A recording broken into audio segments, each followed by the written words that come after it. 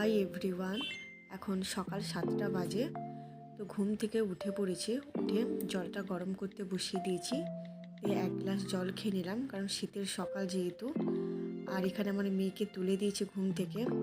ও তো ঘুমোরই পাগল, তো ঘুম থেকে উঠতে চাইছে না। তারপর যাই হোক ব্রাশ করিয়ে ওকে আমি খাবার খাওয়াতে বসিয়েছি।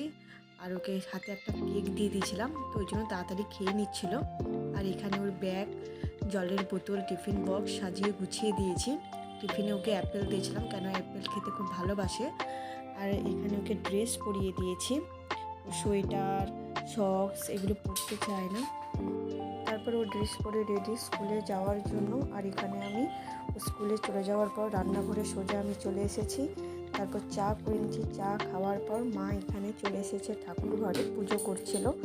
মা খুব ভালো পুজো করে। আর এখানে পুজো করার পর ব্রেকফাস্ট খাওয়ার